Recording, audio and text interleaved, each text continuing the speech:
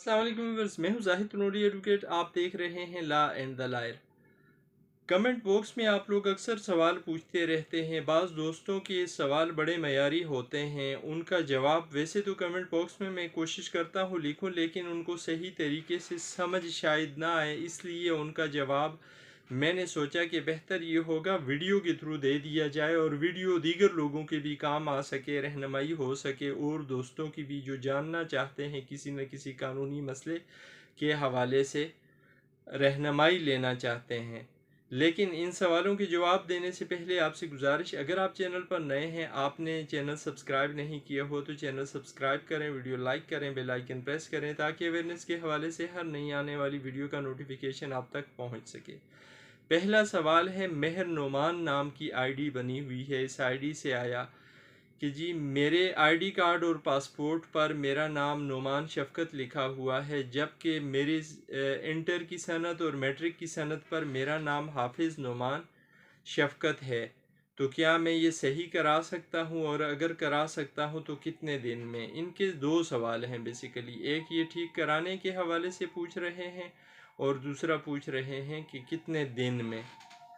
नुमान साहब, आप बिल्कुल करा सकते हैं। अगर आप चाहें तो आप अपना आईडी कार्ड के मुताबिक अपनी सनद इंटर और मैट्रिक को करा सकते हैं। उसके लिए आपको बोर्ड को पार्टी करके दावा दायर करने पड़ेगा सिविल कोर्ट में, और सिविल कोर्ट में अगर आप अपना केस साबित कर लेते हैं, अदालत से डिग्री ले लेते हैं, तो फिर इसके बाद आप बोर्ड वालों को कह सकते हैं कि वो आपका नाम नादरा के रिकॉर्ड के मुताबिक, यानी आपके CNIC के मुताबिक और पासपोर्ट के मुताबिक सिर्फ नोमान शफ़क़त लिखें।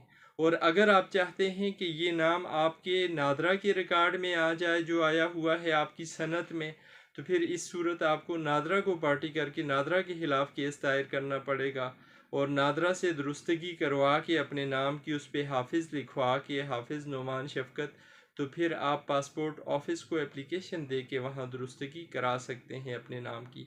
जहाँ तक टाइम के हवाले से बात है, टाइम कोई स्पेसिफाइड नहीं है। सिविल कोर्ट्स में केसेस पर टाइम लगता है। आजकल तो मामलात कुछ बेहतर हो गए हैं, लेकिन फिर भी कोई एग्जैक्ट टाइम आपको नहीं दिया जा सकता। आप जब केस दायर करेंगे ये आप पे डिपेंड करता है, आप कितनी मेहनत करते हैं, आपके वकील साहब कितना टाइम देते हैं कोर्ट को, और कोर्ट कितना जो है अपना केस स्पीडी करती है, ट्रायल मुकम्मल करती है। इसलिए टाइम के हवाले से अक्सर व्यूवर्स सवाल पूछते हैं या फ़ीस के हवाले से पूछते हैं कि जी वकील फ़ीस कितनी लेगा। हर वकील की अपनी फ़ीस होती है, हर वकील अपने हिसाब से मामला डील करता है। कितनी फ़ीस करता है ये कोई नहीं बता सकता किसी को। ठीक है, तो उम्मीद है आपको समझ आ गई होगी। दूसरा एक क्वेश्चन आया हुआ है जी, फ़रहीन आसफ़ की आईडी बनी हुई है। इनकी आईडी से, अगर बच्ची की कस्टडी वाला केस फैमिली कोर्ट में अदम शहादत खारिज हो गया फिर क्या करें?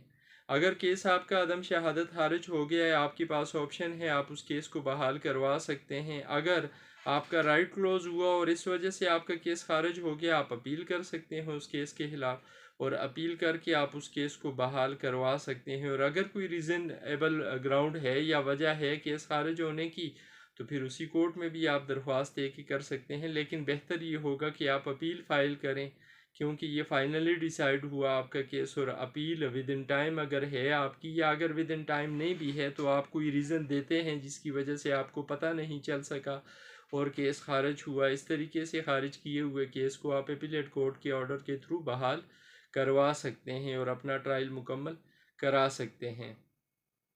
एक वीडियो मेरी बनी हुई थी फौरी कब्ज़े के हवाले से, सेक्शन 9 स्पेसिफिक रिलीफ एक्ट, जिसमें मैंने ये बताया था कि अगर किसी शख्स से कोई कब्ज़ा छीन लिया जाता है, उसकी किसी प्रॉपर्टी का, किसी मकान का, किसी जायदाद का, तो वो फिल फोर यानी सिविल केस करके जल्दी कैसे कब्ज़ा ले सकता है। वो वीडियो पर एक सवाल आया, उस वीडियो पर मोइन चौथाई नाम की आईडी से, कि जी अगर 6 महीने का टाइम गुजर जाए तो फिर क्या ज़मीन ज़ाया हो जाएगी? सेक्शन 9 स्पेसिफिक रिलीफ एक्ट के तहत जल्द रिकवरी के लिए, अगर फिल फोर रिकवरी के लिए आप कोई दावा दायर करना चाहते हैं या जल्द इंसाफ चाहते हैं, तो फिर आपको 6 महीने के टाइम पीरियड में दावा दायर करना पड़ेगा और समरी ट्रायल करके कोर्ट आपको फौरी कब्ज़ा दिला सकती है। लेकिन अगर 6 महीने का टाइम गुजर गया है, आप 6 महीने के बाद आपको ख्याल आया या पता चला या आप केस करना चाहते हैं, तो फिर आपको सिंपल सूट फॉर पोजीशन दायर करना पड़ेगा और ये समरी ट्रायल नहीं होगा, ये ऑर्डिनरी सिविल ट्रायल होगा। इसमें टाइम लग सकता है आपके केस में, और अगर फैसला आता है आपके केस के खिलाफ तो उसमें अपील भी हो सकती है और मामलात बढ़ सकते हैं। इसलिए section 9 specific relief act legislatures ने दी ताकि लोगों के साथ ज़्यादती ना हो सके, कोई किसी से ज़बरदस्ती कब्ज़ा छीन के उसको हजल ना कर सके, उसको परेशान ना कर सके। उम्मीद है आप सवाल का जवाब समझ गए होंगे।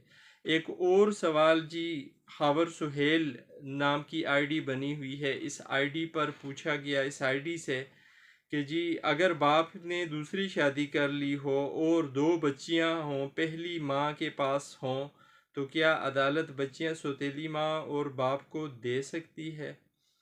बच्चों की कस्टडी के मामले में सबसे पहली चीज़ और लाजम चीज़ जो अदालत देखती है वो पैरामाउंट कंसिडरेशन होती है बच्चों की वेलफेयर, यानी बच्चे कहाँ पे खुश रह सकते हैं, बच्चे कहाँ पे ठीक रह सकते हैं, बच्चों को कहाँ तवज्जो मिल सकती है, और माँ के पास ज़्यादा मिल सकती है अच्छी तवज्जो या बाप के पास मिल सकती है, कहाँ बच्चों के लिए माहौल साजगार होगा, ये बातें अदालतें देखती हैं।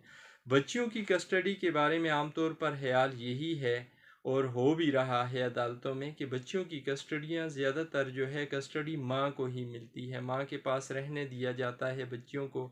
वजह ये होती है कि बच्ची के मामलात माँ अच्छे तरीके से समझ सकती है और समझती है, और बच्चियों के कुछ खुसूसी मसाइल होते हैं जिन पर माँ बेहतर तवज्जो दे सकती है बाप के मुकाबले में।